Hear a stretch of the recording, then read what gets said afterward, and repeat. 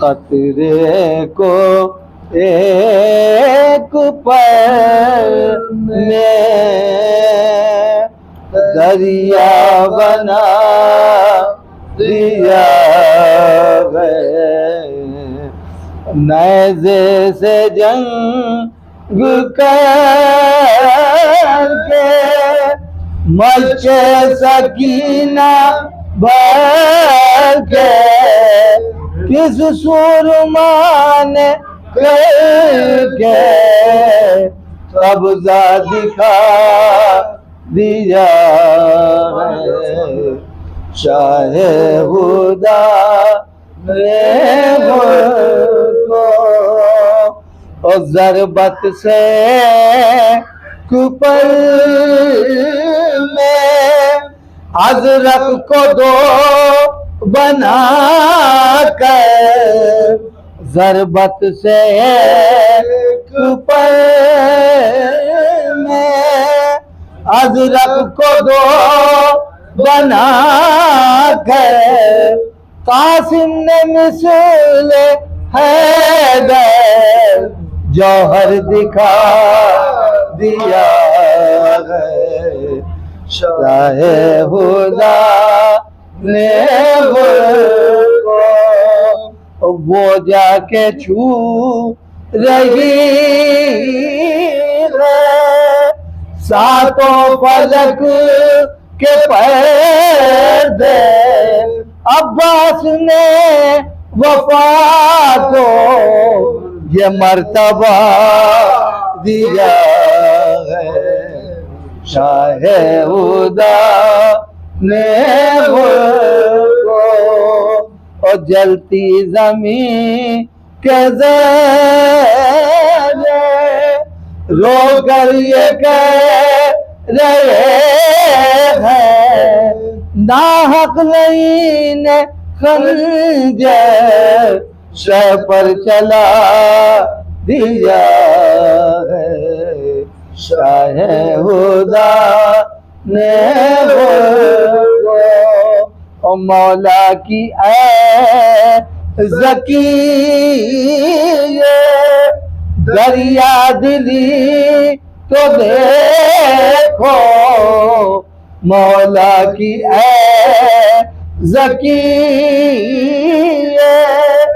دریا دلی تو دیکھو، مانگا تھا جتنا تم نے اس سے سوا دیا ہے، شاہ خدا نے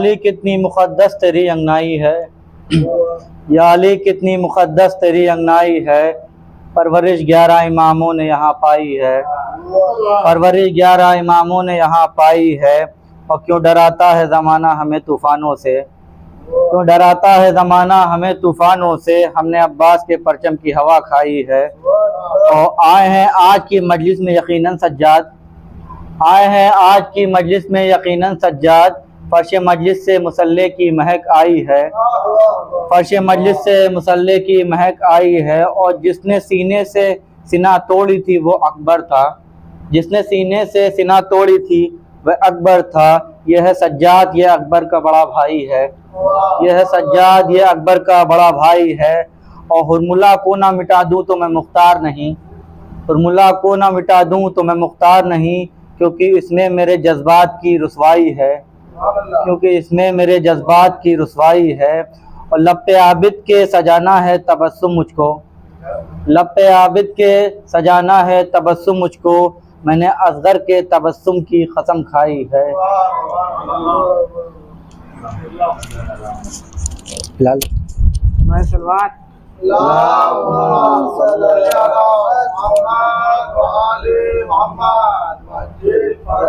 کہ کربلا جائیں گے بے خواب و خبر جائیں گے، کہ کربلا جائیں گے بے خواب و خبر جائیں گے، راہ دشوار ہو جانے کی ہو مگر جائیں گے، روک نہ پاؤ گے بچھا کر بارود، کربلا ذکر میں رکھیں گے گزر جائیں گے، کربلا ذکر میں رکھیں گے گزر جائیں گے۔ نعرہ سلوات۔ اللہم صلی علی محمد و آل محمد۔ मक्का हुसैन से है मदीना हुसैन से, मक्का हुसैन से है मदीना हुसैन से, कुरान हुसैन से है काबा हुसैन से, कायम है ये नमाज ये रोज़ा हुसैन से, बाकी है ला इलाहा का कलमा हुसैन से, दीन का सुल्तान हुसैन इब्न अली है, एक बोलता कुरान हुसैन इब्न अली है, माना कि मुसलमान की पहचान है कलमा और कलमे की पहचान हुसैन इब्न अली है।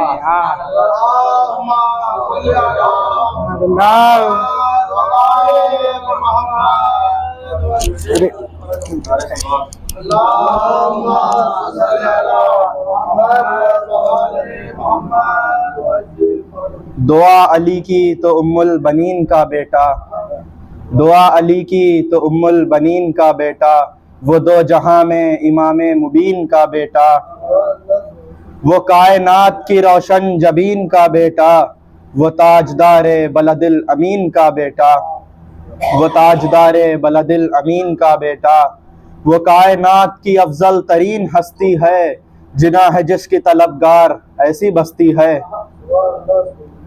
वो है अली का पिसर इब्न मुस्तफ़ा का गुलाम, क़मर है कुनबे हाशिम का आसमां है मुकाम, कलाम पाक में जैसे हो आयतों का निज़ाम, निगाह उसकी पढ़ा करती हैं रिज़ाए इमाम, बस उसकी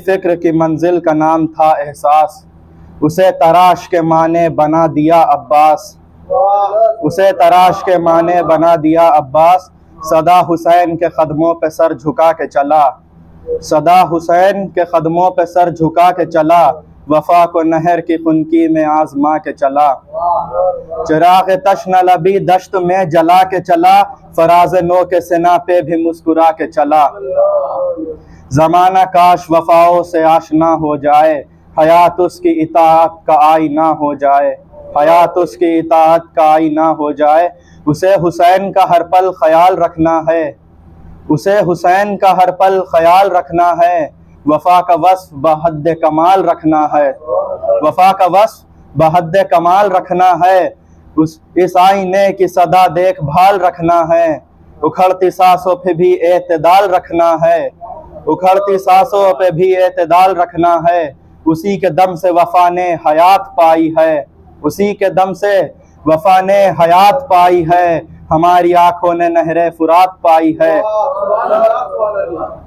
अली का लाल है इस्लाम की जवानी है, अली का लाल है इस्लाम की जवानी है, खुद अपने खून से लिखी हुई कहानी है, खुद अपने खून से लिखी हुई कहानी है, वो कायनात शुजाअत की एक निशानी है, अदू दी के लिए कहर आसमानी है, अदू दी के लिए कहर आसमानी है, नज़र पे उसके टिकी है अदू की नब्ज़ हयात, नज़र पे उसके टिकी है अदू की नब्ज़ हयात, वो चाह ले तो यह नेज़ा ही कर ले क़ब्ज़ हयात, वो चाह ले तो यह नेज़ा भी कर ले क़ब्ज़ हयात, नज़र में उसकी फ़क़त यूँ है लश्करों का वजूद, नज़र में उसकी फ़क़त यूँ है लश्करों का वजूद, कि जैसे हक़ के मुक़ाबिल हो पत्थरों का वजूद, कि जैसे हक़ के मुक़ाबिल हो पत्थरों का वजूद, आतश के सामने क्या है समंदरों का वजूद, वो चाह ले तो न जिस्मों पे हो सरों का वजूद, वो चाह ले तो न जिस्मों पे हो सरों का वजूद, जरी का गैस अगर तेवरियाँ बदलने लगे, ज़मीं अपने ख़ज़ाने अभी उगलने लगे, अली का शेर है वो शाह ज़ुल्फ़िकार है वो, अली की तेग के हर फन का वरसदार है वो, शुजाअतों का अमी अज़्म को हिसार है वो, कहीं पे सूरह ज़िलज़ाल व इन्फ़ितार है वो, शुजाअतों की वो तफ़सीर लिख के छोड़ गया, क़सीदा ख़त शमशीर लिख के छोड़ गया, क़सीदा ख़त शमशीर लिख के छोड़ गया, किताब अज़्म व तहम्मुल का इसमें आज़म है, किताब अज़्म व तहम्मुल का इसमें आज़म है, वो दस्त शह की अंगूठी पे मिस्ल नीलम है, वो दस्त शह की अंगूठी पे मिस्ल नीलम है, वफा के उलझे हुए गेसुओं का रेशम है, वो फ़ख्र चश्मे कौसर है फ़ख्र ज़मज़म है, दहकती रेत पे प्यासों का बादशाह है वो, दहकती रेत पे प्यासों का बादशाह है वो, मुसाफिरान मुसीबत की क़िबला गाह है वो, مسافران مصیبت کی قبلہ گاہ ہے وہ، نگاہ شاہ پہ ٹھہری ہوئی ہے ہر امید، نگاہ شاہ پہ ٹھہری ہوئی ہے ہر امید، رضائے جنگ کی وہ باندھتا رہا تمہید، رضائے جنگ کی وہ باندھتا رہا تمہید، مگر حسین کی منشا تھی واجب تقلید، مگر حسین کی منشا تھی واجب تقلید، ملے جو اذن تو ہو نیزہ و حسام کی عید، ملے جو اذن تو ہو نیزہ و حسام کی عید، جری کا نیزہ بھی مقتل میں سر اٹھا کے چلے، جری کا نیزہ بھی مقتل میں سر اٹھا کے چلے، لباس خون عدو سے بدن سجا کے چلے، لباس خون عدو سے بدن سجا کے چلے۔ نعرہ صلوات۔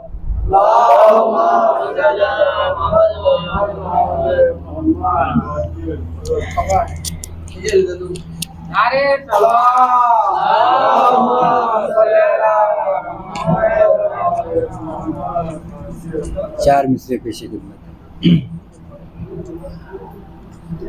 اے میری فکر سخن اب نیند سے بیدار ہو، اے میری فکر سخن اب نیند سے بیدار ہو، مدحت عباس غازی کے لیے تیار ہو، مدحت عباس غازی کے لیے تیار ہو، تو یا خدا دنیا میں پیدا پھر کوئی مختار ہو، یا خدا دنیا میں پیدا پھر کوئی مختار ہو، دشمن شبیر رسوا پھر سرے بازار ہو، دشمن شبیر رسوا پھر سرے بازار ہو۔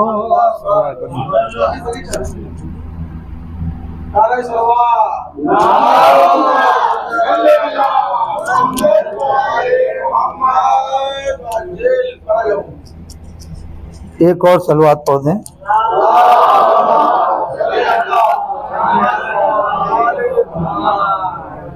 وفا کا خلق میں نام و نشان نہیں ہوتا، وفا کا خلق میں نام و نشان نہیں ہوتا، جو کربلا میں علی کا جوان نہیں ہوتا، چمن میں دی کے بہاریں نہ کروٹیں لیتی، چمن میں دی کے بہاریں نہ کروٹیں لیتی، علی کے جیسا اگر باغبان نہیں ہوتا، وفا تو آج بھی چھوتی ہے آسمانوں کو، حدیں ہیں اس کی کہاں تک بیان نہیں ہوتا، نقاب ظلم کو زینب الٹ نہیں دیتی، یزید جیسا منافق عیاں نہیں ہوتا،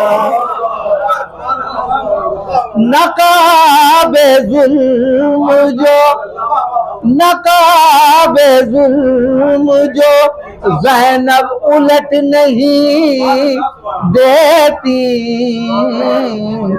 یزید جیسا منافق عیا نہیں ہوتا، منافقوں کے ذکی دل سبھی ہے پتھر کے، جبھی تو آنکھ سے آنسو روان نہیں ہوتا۔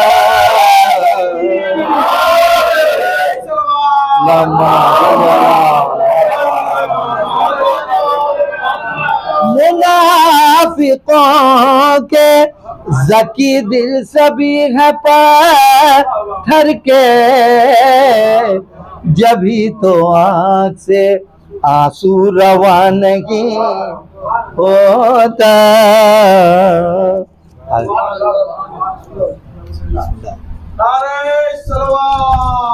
اللہم صلی علی محمد و آل محمد۔ فاتحہ۔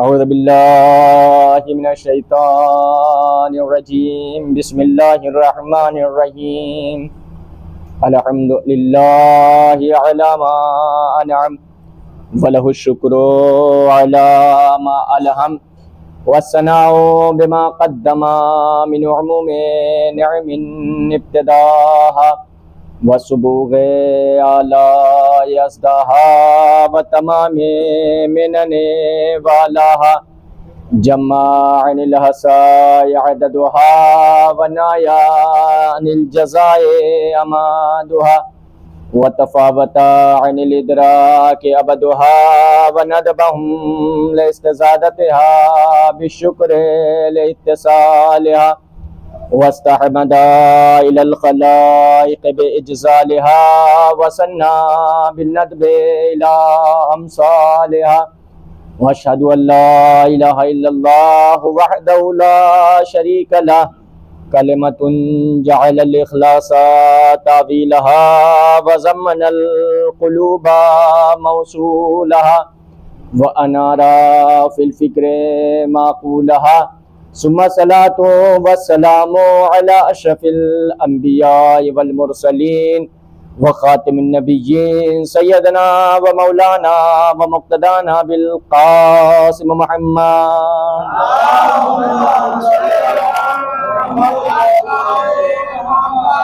وعلى آل بيته الطيبين الطاهرين المعصومين المنتجبين المنتخبين، ولعنة الله على أعدائهم أجمعين، أما بعد فقد قال الله تعالى في القرآن الكريم، بسم الله الرحمن الرحيم، هو الذي أرسل رسوله بالهدى ودين الحق ليظهره على الدين كله ولو كره المشركون۔ صلوات محمد۔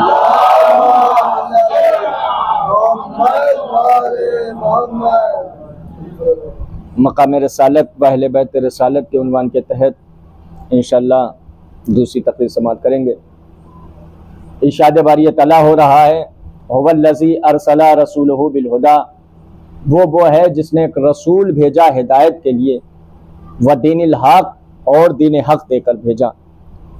هو الذی ارسل رسولہ بالہدی و دین الحق، اگر یہ آیت یہیں تک تمام ہو جاتی تو پھر دیگر نبیوں میں اور ہمارے نبیوں میں کوئی فرق نہ ہوتا، کوئی امتیاز نہ ہوتا، اس لیے کہ حضرت آدم علیہ السلام سے لے کر عیسیٰ تک جتنے بھی نبی آئے ان سب کا یہی مقصد تھا، یعنی سب کا مقصد ہدایت کرنا تھا، سب کا مقصد تھا دین حق کی طرف دعوت دینا۔ لیکن اللہ نے یہاں پیغمبر اسلام کی عظمت کو ظاہر کیا اور بیان فرمایا کہ دیکھو حضرت آدم علیہ السلام سے لے کر عیسیٰ تک تمام نبیوں کی ذمہ داری ہے دین کی تبلیغ کرنا، لیکن میرے حبیب کی ذمہ داریوں میں اضافہ ہوتا ہے۔ آپ بہتر جانتے ہیں کہ ذمہ داری شخصیت کے اعتبار سے ہوا کرتی ہے، جتنی عظیم شخصیت ہوتی ہے اتنی ہی عظیم ذمہ داریاں ہوتی ہیں۔ پیغمبر کی ذمہ داری سے پیغمبر کی شخصیت کا اندازہ ہوتا ہے، پیغمبر کی عظمت اور مقام کا اندازہ ہوتا ہے۔ ارشاد ہوتا ہے کہ پیغمبر کی ذمہ داری صرف تبلیغ دین ہی کرنا نہیں ہے، لِیُظْہِرَہُ عَلَى الدِّینِ کُلِّہ، پیغمبر کی ذمہ داریوں میں اضافہ یہ ہوتا ہے کہ پیغمبر دین کی تبلیغ کے ساتھ ساتھ اس دین کو تمام دین پر غالب بنائیں۔ پیغمبر کی ذمہ داری یہ ہے کہ اس دین کو تمام دین پر غالب بنائیں، وَلَوْ كَرِهَ الْمُشْرِكُونَ، چاہے اس عمل میں مشرکین کو ناگوار ہی کیوں نہ گزرے، یعنی پیغمبر مشرکین کو اگر ناگوار گزرے تو گزرنے دے، لیکن آپ کی ذمہ داری یہ ہے کہ اس دین کو تمام دین پر غالب بنائیں۔ یہ آیت مبارکہ کا میں نے چونکہ پہلی تقریر میں ترجمہ نہ کر سکا، ثواباً میں ترجمہ کیے دیتا ہوں، بعض اوقات ایسا ہوتا ہے ذہن میں یاد نہیں رہتا، بہرحال ثواباً ترجمہ کیا، ارشاد ہوتا ہے هُوَ الَّذِي أَرْسَلَ رَسُولَهُ، وہ اللہ جس نے ایک رسول بھیجا۔ دیکھیں پورے قرآن مجید میں کہیں آپ کو یہ نہیں ملے گا کہ اللہ نے فرمایا ہو کہ میں نے رسول کو پیدا کیا، کہیں بھی آپ کو یہ نہیں ملے گا کہ اللہ نے فرمایا ہو کہ میں نے رسول کو پیدا کیا۔ بڑی ذمہ داری سے کہہ رہا ہوں، اگر کہیں مل جائے تو مجھے بتائیے گا، میرے علم میں اضافہ ہوگا، بلکہ جبکہ قرآن کا ارشاد ہے کہ قرآن میں ہر خشک و تر کا ذکر موجود ہے، لیکن ہمیں نہیں ملتا کہ اللہ نے فرمایا ہو میں نے رسول کو پیدا کیا۔ جہاں بھی فرمایا یہی کہا میں نے رسول کو بھیجا۔ دیکھیں پیدا کرنا اور ہوتا ہے، بھیجنا اور ہوتا ہے۔ پیدا کرنا اور ہوتا ہے، بھیجنا اور ہوتا ہے۔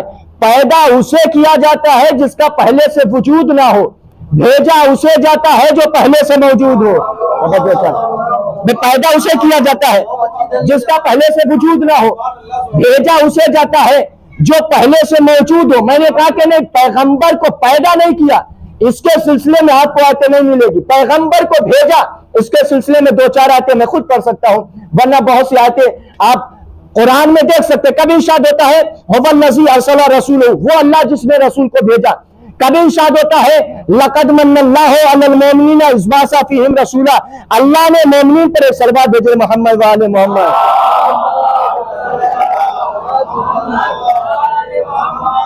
متوجہ رہیے وقت کے اندر، میں کوشش کرتا ہوں کہ مختصر سے وقت میں زیادہ سے زیادہ باتیں پہنچ جائے، اس لیے تھوڑا جلدی میں پڑھتا ہوں۔ ایک سربراہ بھیجے محمد وآل محمد۔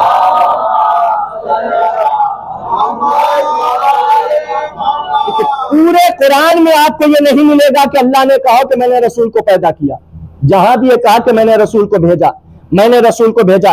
کبھی فرمایا لقد من اللہ علی المؤمنین اذ بعث فیہم رسولا، اللہ نے مومنین پر احسان کیا، انہیں میں ایک رسول بھیجا۔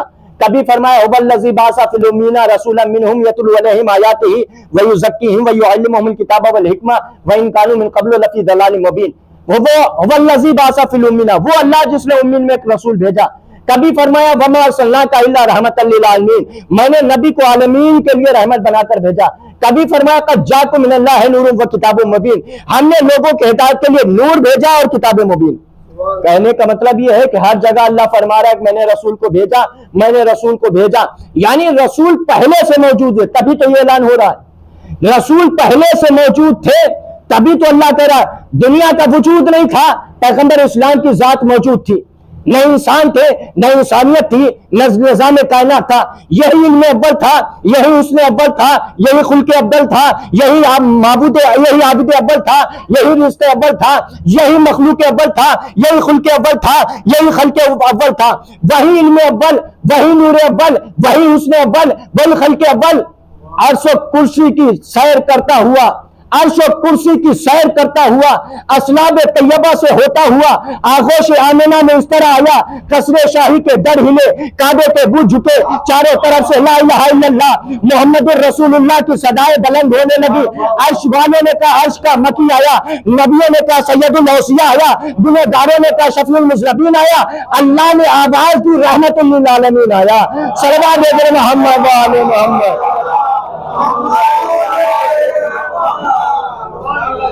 مقام رسالت و اہل بیت رسالت، اللہ نے رسول کو عالمین کے لیے رحمت بنا کر بھیجا۔ وما ارسلناک الا رحمت للعالمین، اے میرے حبیب ہم تمہیں یہ شرف دیتے ہیں کہ آپ عالمین کے لیے رحمت ہیں۔ حضرت آدم علیہ السلام سے لے کر عیسیٰ تک جتنے نبی ہیں سب رحمت ہیں، لیکن صرف اپنی امت کے لیے۔ आदम अलैहिस्सलाम रहमत है अपनी उम्मत के लिए, नूह अलैहिस्सलाम रहमत है अपनी उम्मत के लिए, मूसा अलैहिस्सलाम रहमत है अपनी उम्मत के लिए, इब्राहिम अलैहिस्सलाम रहमत है अपनी उम्मत के लिए, मूसा ईसा रहमत है अपनी उम्मत के लिए। लेकिन पैगंबर के लिए अल्लाह फरमाता है वमा अर्सलनाका इल्ला रहमतन लिल आलमीन, मैंने नबी को आलमीन के लिए रहमत बनाकर भेजा, मैंने नबी को आलमीन के लिए रहमत बनाकर भेजा। या अल्लाह तेरा कौन है, शक नहीं किया जा सकता, शक करे तो दायरे इस्लाम से खारिज हो जाए, शक करे तो दायरे इस्लाम से खारिज हो जाए, लेकिन सवाल तो कर सकता है। गौर फिक्र की तो तूने इजाजत दी है, तू कहता है कि मैंने पैगंबर को आलमीन के लिए रहमत बनाकर भेजा।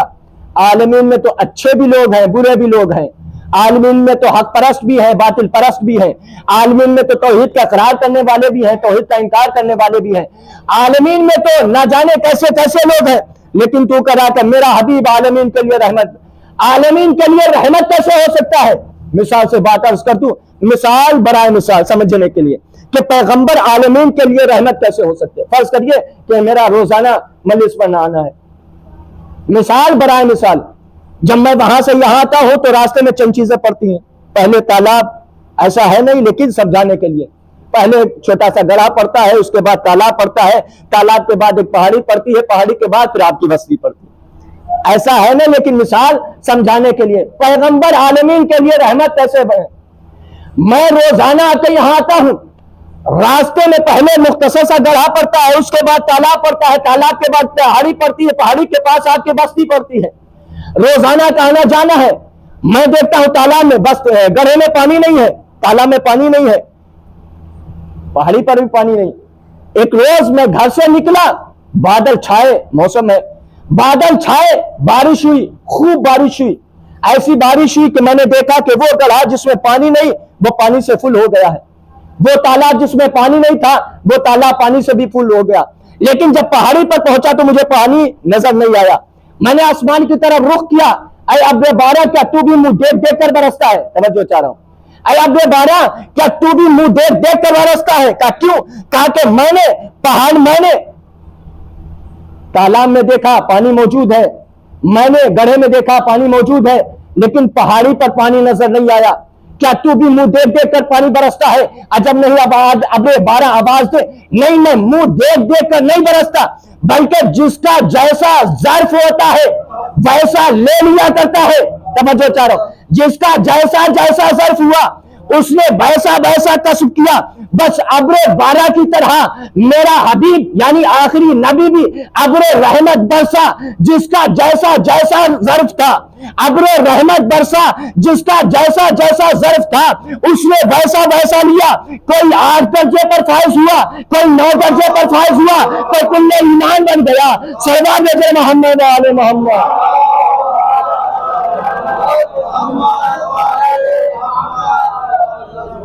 पैगंबर रहमत सबके लिए है, लेकिन जिसका जैसा जैसा ज़र्फ था उसने वैसा वैसा कसब किया, जिसका जैसा जैसा ज़र्फ था उसने वैसा वैसा कसब किया। वमा अर्सलनाका इल्ला रहमतन लिल आलमीन, मैंने पैगंबर को आलमीन बनाकर भेजा। वल्लज़ी अरसला रसूलहू, अल्लाह वो है कि जिसने रसूल भेजा।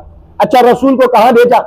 अच्छा, पहले ये अर्ज कर दूं कि रसूल को जहां भेजा जा रहा है वहां के लोग अल्लाह से ज्यादा करीब है, या अल्लाह जिस रसूल को भेज रहा है वो अल्लाह से ज्यादा करीब है? भाई, अल्लाह जिस रसूल को भेज रहा है वो रसूल अल्लाह से ज्यादा करीब है, या अल्लाह जहां रसूल को भेज रहा है वहां के लोग अल्लाह से ज्यादा करीब है? हर इंसान यही कहेगा कि जहां अल्लाह रसूल को भेज रहा है वहां के लोग अल्लाह से ज्यादा करीब नहीं है, बल्कि अल्लाह जिसे भेज रहा है वो अल्लाह से ज्यादा करीब है। तवज्जो चाह रहा हूं, वल्लज़ी अरसला रसूलहू, अल्लाह वो है जिसने रसूल को भेजा। अल्लाह, अच्छा, जिसे भेज रहा है वो अल्लाह से ज्यादा करीब है। करीब के मानी क्या है? क्या कोई ऐसा है जो बताए कि हम अल्लाह से करीब हो जाएंगे?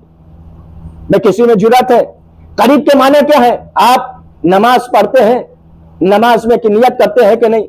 कुर्बतन इल्लाह, इन्नमल आमालु बिन्नियात, अमल का दारो मदार नियत पर होता है, अमल का दारो मदार नियत पर होता है। आपने मुसल्ला बिछाया, नमाज पढ़ने के लिए आपने वजू किया, हाथ धो लिया, चेहरा धो लिया, सही से सारे अरकान अंजाम दे दिए, लेकिन नहीं, नियत नहीं की, تو کیا آپ کا وضو ہو جائے گا؟ نہیں، وضو نہیں ہو سکتا. یہ تو کہا جائے گا آپ نے ہاتھ دھو لیے، چہرہ دھو لیا، مسح کر لیا، لیکن چونکہ نیت نہیں کی لہذا آپ کا وضو نہیں ہو سکتا. مصلی عبادت پر پہنچ گئے، بڑے بڑے سورے پڑھے اور بڑی حقارت کے ساتھ نماز ادا کی اور سکون و اطمینان کے ساتھ خضوع کے ساتھ نماز ادا کی، لیکن نیت نہیں، کیا نماز ہو جائے گی؟ نماز نہیں ہوگی. اللہ نے ہمیں پیسہ دیا، حج کا زمانہ ہے، ہم حج کرنے چلے گئے لیکن نیت نہیں کیا تو کیا حج ہو جائے گا؟ نہیں، سفر کہلایا جائے گا، تجارت ہو جائے گی لیکن حج نہیں ہوگا. حج کب ہوگا؟ جب آپ نیت کریں، یعنی سارے اعمال کا دار و مدار نیت پر ہوتا ہے. نیت کیا ہے؟ قربتاً اللہ. نیت یہی تو ہے، قربتاً اللہ. قربتاً اللہ کا مطلب یہ ہے کہ اللہ کا قرب حاصل کرنا، اللہ کی قربت حاصل کرنا. تو اللہ کی قربت حاصل کرنے کا مطلب کیا ہے؟ کیا کوئی ہے جو یہ کہے کہ ہم اللہ کی قربت حاصل کر سکتے ہیں؟ ہاں عزیزو، لیکن قربت کا مطلب یہ نہیں کہ جو ہم تصور کرتے ہیں. اللہ لا زمان ہے، اللہ لا مکان ہے. اللہ زمان میں محدود نہیں، اللہ مکان میں محدود نہیں. جو چیز زمان و مکان میں محدود ہوتی ہے اس کے بارے میں آپ کہہ سکتے ہیں، اس کے قریب جا سکتے ہیں، لیکن اللہ کے بارے میں تو نہیں کہہ سکتے. جب نہیں کہہ سکتے تو قربتاً اللہ کا مطلب کیا ہوا؟ کہ اللہ سے قریب کا. قربتاً اللہ کا مطلب یہ ہوتا ہے وہ کمال مطلق ہے، اس تک نہیں جایا جا سکتا، لیکن ہاں جتنی ہم میں اچھائیاں ہوتی چلی جائیں گی ہم اللہ کے قریب ہوتے چلے جائیں گے. توجہ چاہ رہا ہوں، جتنی ہمارے اندر اچھائیاں ہوتی چلی جائیں گی ہم اللہ کے قریب ہوتے چلے جائیں گے. میں نے کہا کہ اللہ جس رسول کو بھیج رہا ہے وہ اللہ سے زیادہ قریب، یا جہاں بھیج رہا ہے وہاں کے لوگ اللہ سے زیادہ قریب؟ ہر انسان یہی کہا کہ جسے بھیج رہا ہے وہ اللہ سے زیادہ قریب. اور قریب کا مطلب یہ ہوتا ہے کہ اچھائی ہونا. جتنی زیادہ اچھائی ہوگی اتنی ہی زیادہ اللہ کے قریب ہوگا. اس کا مطلب یہ ہے کہ پیغمبر وہ ہے کہ جہاں اچھائیاں ہی اچھائیاں ہیں. پیغمبر وہ ہے جہاں اچھائیاں ہی اچھائیاں ہیں، جہاں برائیوں کا درگزر نہیں ہو سکتا، اچھائیاں ہی اچھائیاں ہیں. اس کا مطلب یہ ہوا کہ پیغمبر کو نبی اس لیے نہیں بنایا. توجہ چاہ رہا ہوں، پیغمبر کو یہ نہیں کہ پہلے پیغمبر کو نبی بنایا اس کے بعد معصوم بنایا. توجہ چاہ رہا ہوں، انشاءاللہ مزاج سے واقف ہے. روزانہ تقریریں میں عرض کروں گا، انشاءاللہ سماعت کریں گے. پہلی تقریر ہے، چونکہ میں چاہتا ہوں کہ حق ادا ہو جائے کہ مقام رسالت با اہل بیت رسالت. اللہ نے نبی کو نبوت دینے کے بعد عصمت نہیں عطا کی، بلکہ معصوم پہلے تھے نبی بعد میں بنے. معصوم پہلے تھے نبی بعد میں بنے، عصمت پہلے تھی نبی بعد میں بنے. تبھی تو انسان کی فطرت کا تقاضا یہ ہے کہ انسان جہاں بھی آتا ہے اسی معاشرے میں ڈھل جاتا ہے. ہمارے یہاں بچے کی ولادت ہوئی، جیسا ہمارا سماج ہوگا، جیسا ہمارا کلچر ہوگا، جیسا معاشرہ ہوگا اس میں ڈھل جائے گا. جیسی زبان ہوگی اس زبان کو اپنائے گا. بچہ بڑا ہوا، آپ نے اسکول میں ایڈمیشن کرا دیا، اب اسکول کا جو ماحول ہوگا اس ماحول کو اپنائے گا. بچہ اور بڑا ہوا، اسکول سے کالج پہنچا، کالج میں جو ماحول ہوگا اس ماحول کو اپنائے گا. کالج سے یونیورسٹی پہنچا، یونیورسٹی کا جو ماحول ہوگا اس ماحول کو اپنائے گا. اور بڑا ہوا، کسی دوسرے ملک میں چلا گیا تعلیم کے لیے، اب دوسرے ملک کا جیسا ماحول ہوگا اس ماحول میں ڈھل جائے گا. بھئی ایسا ہے کہ نہیں؟ انسان معاشرے میں ڈھل جاتا ہے، انسان سماج میں ڈھل جاتا ہے. قرآن کہتا ہے هو الذی بعث فی الامین رسولا منہم یتلو علیہم آیاتہ ویزکیہم ویعلمہم الکتاب والحکمہ وان کانوا من قبل لفی ضلال مبین. قرآن کہتا ہے کہ پیغمبر کے آنے سے پہلے لوگ کھلی ہوئی گمراہی میں تھے. پیغمبر کے آنے سے پہلے لوگ کھلی ہوئی گمراہی میں تھے. گمراہی ایسی تھی کہ بتوں کی پوجا کی جا رہی تھی. گمراہی ایسی تھی کہ بچیوں کو درگور کیا جا رہا تھا. گمراہی ایسی تھی کہ جنہیں عبادت کا طریقہ نہیں تھا. ہونا تو یہی چاہیے کہ انسان کی فطرت کا تقاضا یہ ہے کہ انسان جہاں جاتا ہے یا جہاں پیدا ہوتا ہے جیسا ماحول ہوتا ہے اس ماحول میں ڈھل جاتا ہے. ہونا یہی چاہیے تھا، جب پیغمبر آئے تو ماحول میں ڈھل جانا چاہیے تھا، لیکن ہمیں نہیں ملتا. دو ہی باتیں ہو سکتی، ایک تو یہ کہ پیغمبر جس گھر میں آئے اس گھر میں برائیوں کا داخلہ نہیں ہو سکتا. دوسرا یہ کہ جو برے ماحول میں، جو سماج میں، جو کلچر میں ڈھل جائے وہ امت ہوا کرتی ہے. جو بگڑے ہوئے حالات کو سنوار دے وہ نبوت ہوا کرتی ہے. سلوات دیکھیں محمد و آل محمد.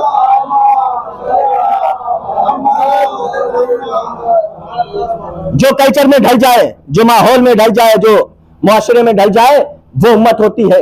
لیکن جو بگڑے ہوئے حالات کو سنوارتے وہ نبوت ہوا کرتی. اللہ نے ایسے معاشرے میں اپنے نبی کو رحمت بنا کر بھیجا, اپنے نبی کو رحمت بنا کر بھیجا, اور ایسے ہی نہیں بھیجا, اپنے نبی کو شفاعت عطا کر کے بھیجا, یا یوں کہا جائے کہ اپنے نبی کو معجزات عطا کر کے بھیجا. اب دیکھیں انشاءاللہ آپ خاموش رہیں کہ نہیں, اپنے نبی کو معجزات عطا کر. دیکھیں آپ سنتے رہتے ہیں اللہ نے نبیوں کو معجزے دیے. حضرت آدم علیہ السلام یعنی 1,00,000 نبیوں کو معجزے دیے, لیکن جو نبیوں کو معجزے دیے یعنی 1,24,000 نبیوں کو جو معجزے دیے, اگر وہ سارے معجزے ایک جگہ جمع ہو جائیں تو ہمارے نبی کی زندگی کے روزمرہ کا مشغلہ ہے. آپ جملے پر غور کیجئے گا, ہمارے نبی کے معجزے جو دیگر نبیوں نے انجام دیے ان سے اعلیٰ ہے. جو نبی معجزے دیگر نبی معجزے دکھاتے تھے وہ تو نبی کے بھائی علی معجزے دکھاتے تھے. توجہ چاہ رہا ہوں, وہ تو معجزے علی دکھاتے تھے. بھئی جناب سارے نبیوں کا ذکر نہ کرتے ہوئے جناب موسیٰ پر کیا کتاب نازل ہوئی؟ کتاب کا نام کیا ہے؟ توریت. توریت ہی تو ہے, توریت کتاب نازل ہوئی. کیا کتاب توریت جناب موسیٰ کے لیے معجزہ ہے؟ کہا نہیں, جناب موسیٰ کے لیے معجزہ عصا ہے, توریت معجزہ نہیں ہے. زبور جناب عیسیٰ پر نازل ہوئی, کیا عیسیٰ کے لیے معجزہ ہے؟ انجیل جناب عیسیٰ پر نازل ہوئی, کیا انجیل معجزہ ہے جناب عیسیٰ کے لیے؟ کہا نہیں, جناب عیسیٰ پر انجیل ضرور نازل ہوئی. معجزہ یہ ہے کہ وہ نابینا کو بینا بنا دیتے تھے, مردوں کو زندہ کر دیتے تھے. زبور کا جناب داؤد کا معجزہ کیا ہے؟ قرآن جناب داؤد پر زبور ضرور نازل ہوئی, زبور معجزہ نہیں. اصل میں معجزہ یہ ہے کہ وہ لوہے کو نرم کر دیا کرتے تھے, لوہے کو نرم کر دیتے تھے, اسے تلوار بنا لیتے تھے, زنجیر بنا لیتے. میں نے کہا کہ جو معجزے دیگر نبی انجام دیتے تھے وہ معجزے تو خود علی انجام دیتے ہیں, وہ معجزے تو خود علی انجام دیتے ہیں. بھائی جناب داؤد لوہے کو نرم کرتے ہیں, علی علم کو پتھر پر گاڑتے ہیں, علی علم کو پتھر پر گاڑتے ہیں, اور واقعی بھی علی نے لوہے کو بھی نرم کیا ہے. جناب عیسیٰ مردوں کو زندہ کرتے ہیں, جناب علی بھی مردوں کو زندہ کرتے ہیں, لیکن ایک فرق کے ساتھ. موسیٰ بے اذن اللہ کہتے ہیں, علی بے اذن اللہ نہیں بلکہ بے اذنی کہتے ہیں. جناب عیسیٰ کہتے ہیں کہ اللہ کے حکم سے مردہ زندہ ہو جا, اور جناب علی اپنے حکم سے کہتے ہیں. جب یہ واقعہ بیان کیا جاتا ہے تو یہاں ایک امتیاز پیدا کیا جاتا ہے کہ علی اپنے حکم سے کہتے ہیں اور جناب عیسیٰ اللہ کے حکم سے کہتے ہیں. گویا یہاں ایک متکبر نعوذ باللہ ثم نعوذ باللہ ایک متکبر والی بات بیان کی جاتی ہے. علی اپنے غرور میں اپنے حکم سے مردے کو زندہ کرتے ہیں, اور جناب عیسیٰ اللہ کے حکم سے نہیں. عزیزو, جناب عیسیٰ کو بھی ولایت حاصل ہے, علی کو بھی ولایت حاصل ہے, لیکن جس کو جیسی ولایت حاصل ہے اس نے ویسے ہی معجزے دکھائے. جناب عیسیٰ کو ولایت صرف اتنی ہے کہ اللہ کے حکم کے ساتھ مردے کو زندہ کرے, لیکن علی کے پاس ولایت ایسی ہے کہ اللہ کے نام لینے کی ضرورت نہیں ہے. اگر علی اپنے حکم سے مردے کو زندہ کرے تو گویا اللہ کے حکم سے مردے کو زندہ کر رہے ہیں. سلمان جل محمد آل محمد.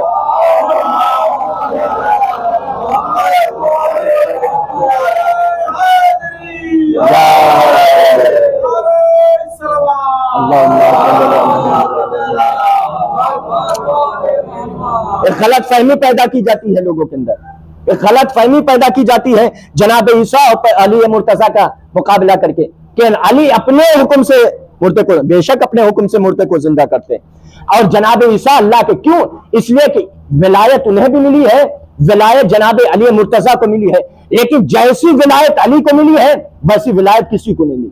یعنی ولایت کا مطلب ہوتا ہے اختیار, کل اختیار. میں نے عرض کیا نا کہ جیسے معجزے نبیوں نے دکھائے ویسے تو معجزے علی مرتضیٰ نے خود دکھائے, لیکن نبی کے معجزے اگر آپ ایسے پڑھیں گے تو علامہ مجلسی نے 1000 معجزے پیغمبر اسلام کے بیان کیے, پیغمبر اسلام کے 1000 معجزے بیان کیے ہیں.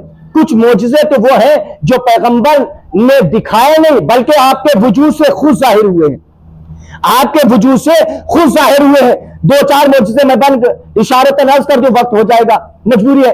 یعنی تقریباً 20 یا 25 معجزے وہ ہیں جو پیغمبر کے بدن سے ظاہر ہوئے ہیں. ان میں سے ایک معجزہ یہ ہے کہ پیغمبر کا معجزہ یہ ہے کہ بڑے سے بڑے قد کا انسان جب پیغمبر کے پاس آتا ہے تو اس کا قد چھوٹا ہو جایا کرتا ہے. یہ معجزات پیغمبر میں سے ہے. جب بھی قد والا انسان پیغمبر کی خدمت میں آتا تھا چھوٹا ہو جاتا تھا. روایت میں ملتا ہے کہ ایک مرتبہ علی جا رہے تھے, دو لوگ بڑے قد والے آئے اور بیچ میں علی ہیں. آنے کے بعد مزاح کیا بہرحال, لیکن ان کا مزاح کا انداز الگ تھا. کہا کہ یا علی آج آپ ہم دونوں کے درمیان میں ایسے چل رہے ہیں جیسے لنا کے درمیان میں نون. آپ لنا لکھیے, لام نون الف. لنا کا مطلب لام نون الف, لام بھی بڑا الف نون چھوٹا. کتنی اچھی مثال دی کہ آپ ہمارے درمیان میں ایسے چل رہے ہیں جیسے لنا کے درمیان میں نون. علی نے کہا بے شک ہم ایسے ہیں, لیکن ذرا اس لنا سے نون تو ہٹائیے. کہا ہٹا دیا, کہ اب بتاؤ کیا بچا؟ کہا اللہ. کہا اس کا مطلب کیا؟ کہا نہیں. تو بس یہ سمجھ لو اگر ہمیں ہٹا لو گے تو لا کے مانند رہ جاؤ گے. صلوات بھیجنا محمد وآل محمد.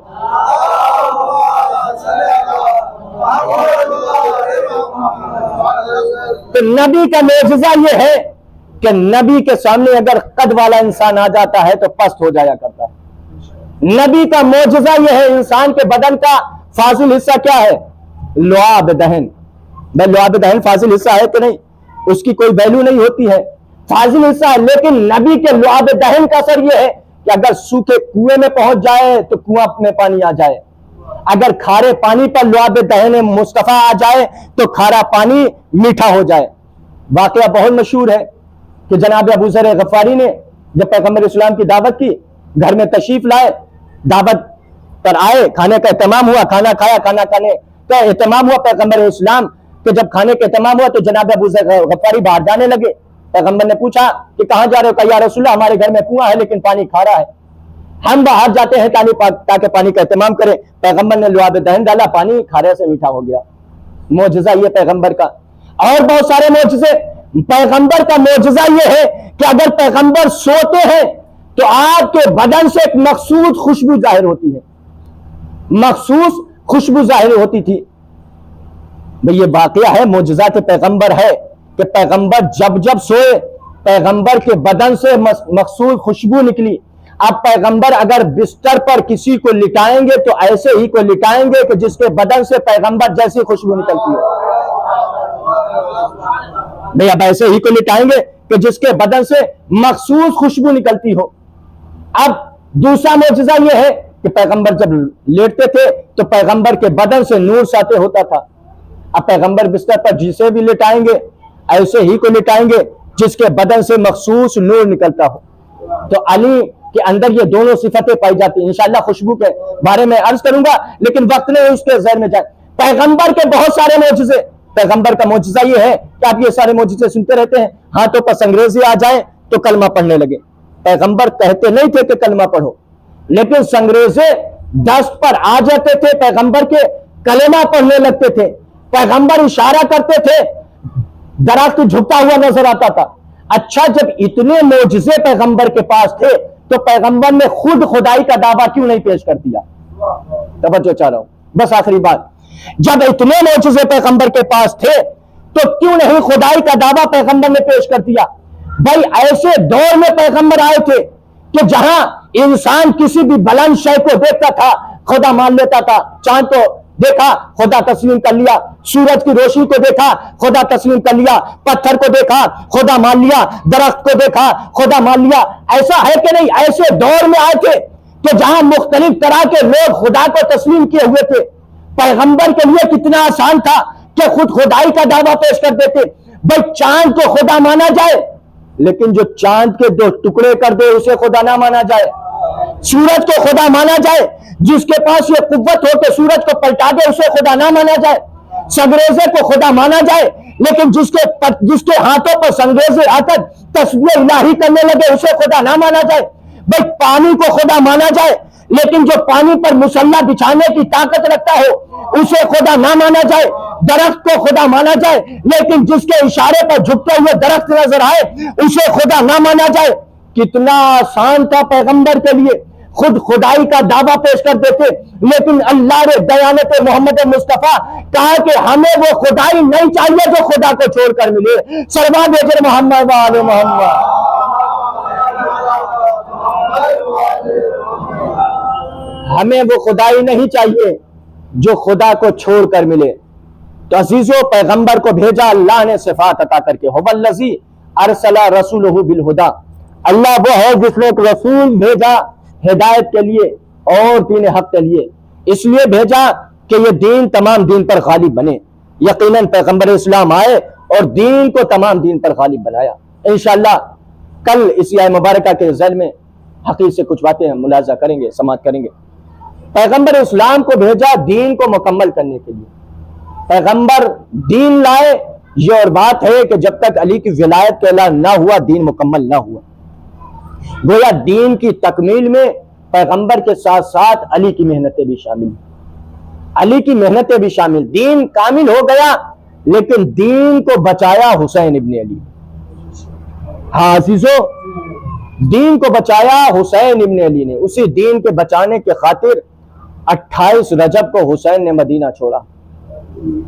ہاں عزیزو، روایت میں ملتا ہے، اب آپ نے مصائب سماعت کیے تھے، جب حسین نے مدینہ چھوڑنے کا ارادہ کر لیا، اب حسین رات کی تاریکی میں نانا کے مزار پر آتے ہیں. نانا، آپ کا نواسہ مدینہ چھوڑ رہا ہے.